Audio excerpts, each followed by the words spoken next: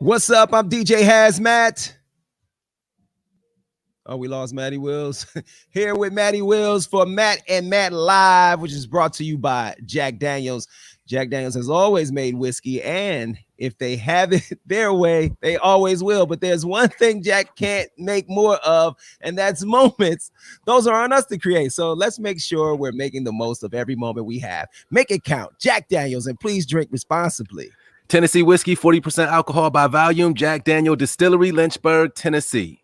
Jack Daniels and Old Number 7 are registered. Now here's a word from our sponsor.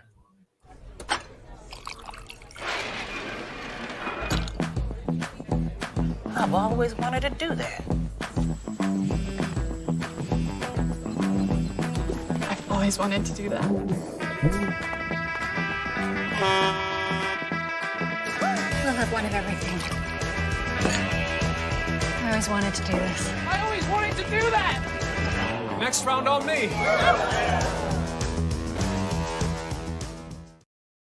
Woo, gonna need Yeah. a couple of shots at Jack Daniels after that first half. Yeah, man. Here I we mean, hey. are. Go ahead. My fault. All right, here we are, Matt and Matt Live halftime report. The Browns win and get in, playing against the second team of the Pittsburgh Steelers, and we're up 10-6 at the half. Hey, at least we're winning. We could be losing. I know it kind of feels like, as a Browns fan especially, it feels like we're losing in this game. But welcome to Matt Live. Of course, drop those comments. We'll read as many of those as we can. Browns up 10-6 at the half.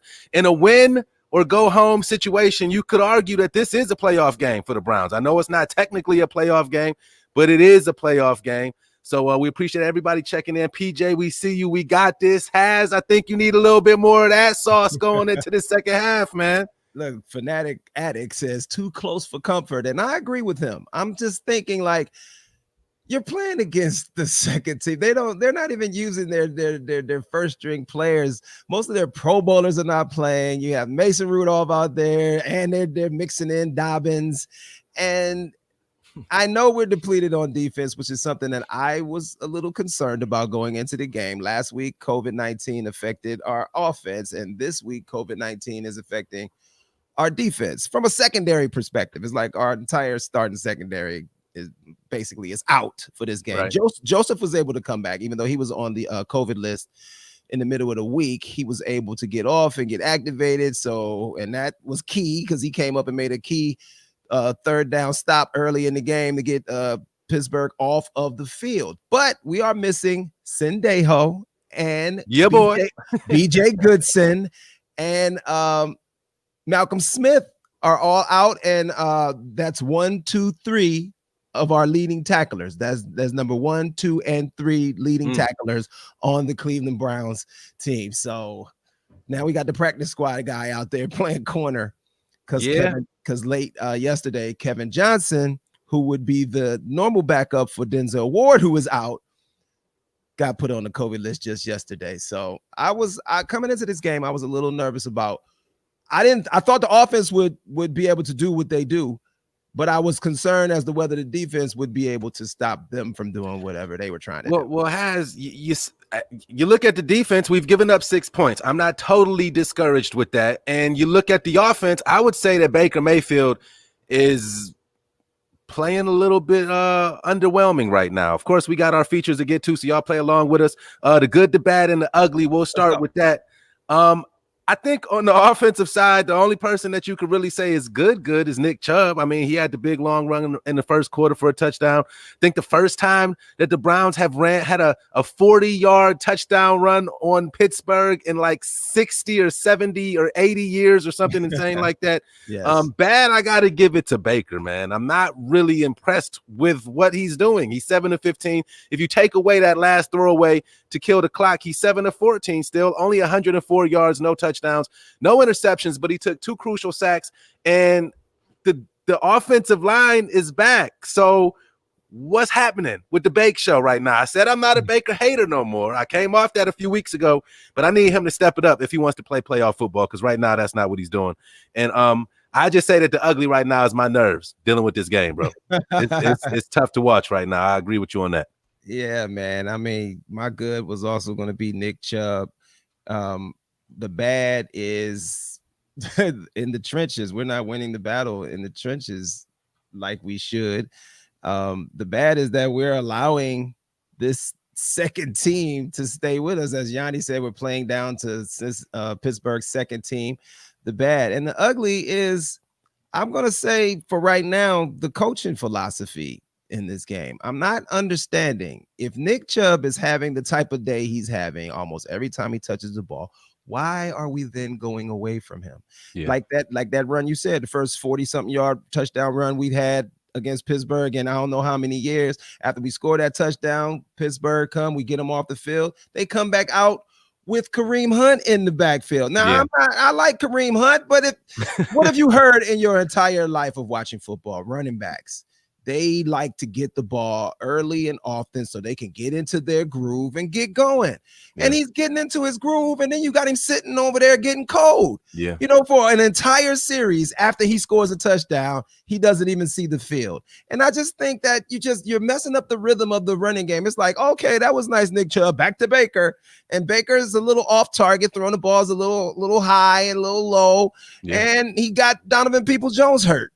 Yeah, with that last pass attempt, man. And so I'm like, so now what? Are we going to be down another receiver because Baker's not that on target today? And then we get the ball first and goal, and the first thing you want to do is throw a pass to Njoku. I don't understand what the coaching is about today. Stefanski seems like he's panicking that since he doesn't have his right-hand man out there with him who had to sit out because of COVID. Good point. Yeah, good point. And I'm just trying to, I just don't understand. If Nick Chubb is having a day, let him have a damn day. Yeah, I agree, man. I agree. I think our answer to the next feature question for halftime, the standout performer of half number one, is easy. It's easily Nick Chubb. Pearl agrees with me.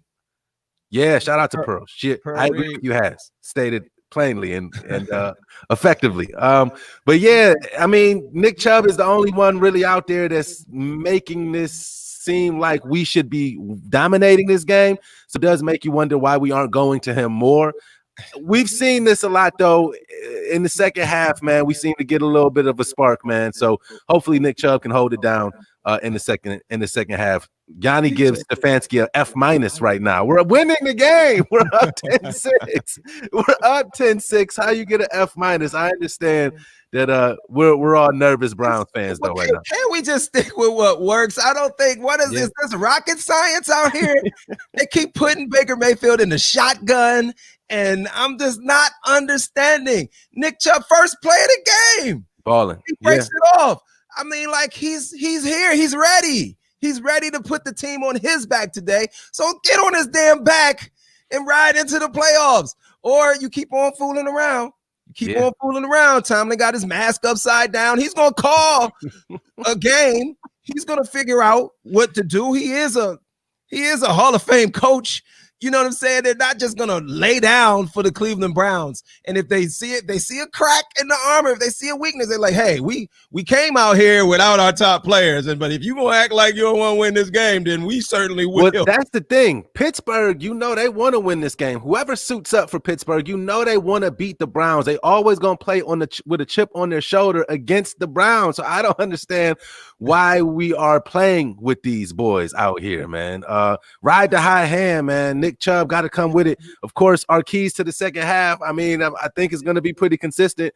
Give Nick Chubb the ball. Let the man loose, man. Your offensive line is back. Your offensive line run blocking is working. Let that boy cook.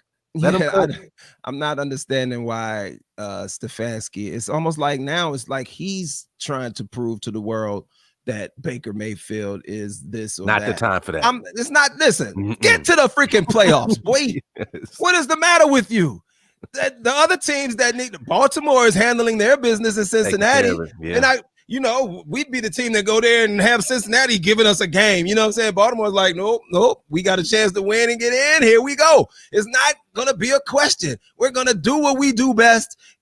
And whatever is the matchup that beats this team, and we're going to do that. We're going to handle this business and move on. Like, why does it? Sam said, run Chubb left and Chubb right like Bo Jackson. know we're up 10. We should be up 14 to 3 or something crazy like that. Like, well, we're only up 4. 20. Up Can 10. we be up? We should be up 17 or something, man. That goal line debacle when we had to settle for a field goal, that was terrible. Yeah. That was terrible play calling, man. And I'm just, you're not gonna catch Pittsburgh off guard. This ain't the team for that. All right. Yeah. Stop it. One thing that I think that I was probably a little quick on was crowning Kevin Stefanski just because he showed competency, right? I mean, we had Hugh Jackson and then Freddie Kitchens.